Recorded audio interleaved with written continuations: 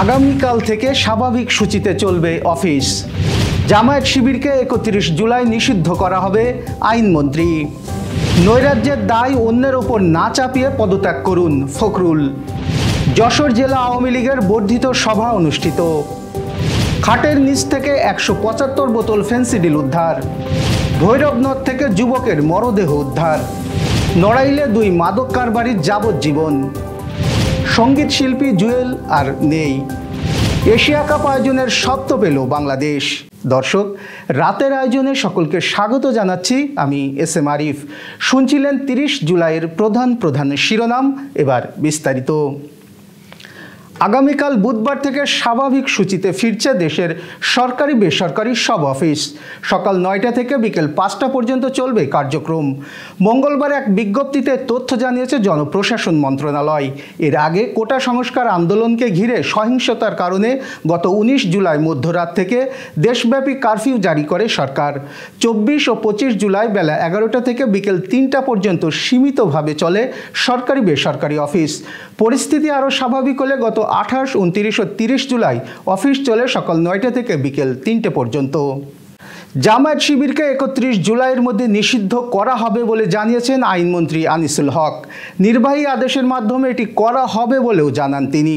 আজ মঙ্গলবার সচিবালয়ে আইন মন্ত্রণালয়ে সাংবাদিকদের প্রশ্নের উত্তরে এই কথা বলেন আইনমন্ত্রী। এর আগে গতকাল সোমবার আওয়ামী লীগের নেতৃত্বাধীন ১৪ দলের সভায় জামায়াত শিবিরকে নিষিদ্ধ করার বিষয়ে একমত হয় ১৪ দলীয় জোট।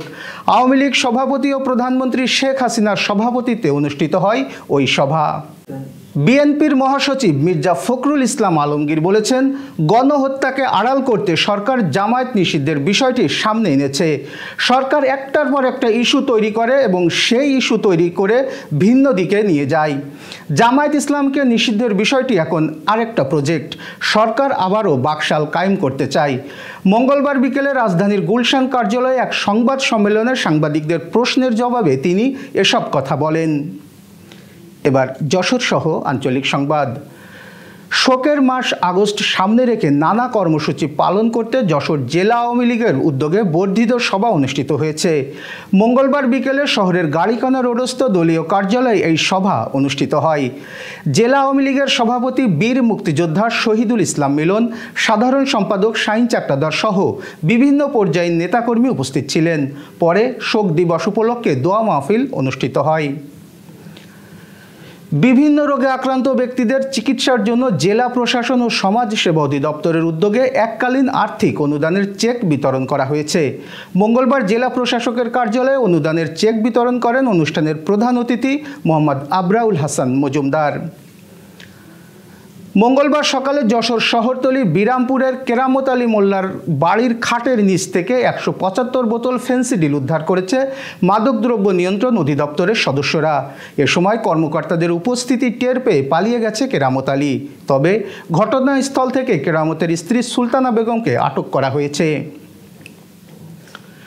যশোরের অভয়নগর উপজেলার ভৈরব নদ থেকে হাবিবুর রহমান নামে এক তরুণের মরদেহ উদ্ধার করা হয়েছে। মঙ্গলবার বিকেলে নৌপুলিশ মরদেহটি উদ্ধার করে।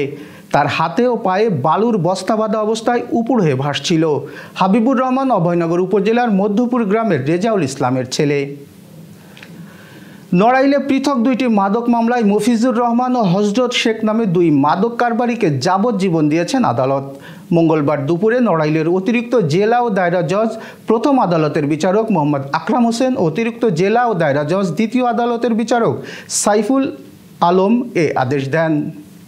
Renaissance hospital and diagnostic centre.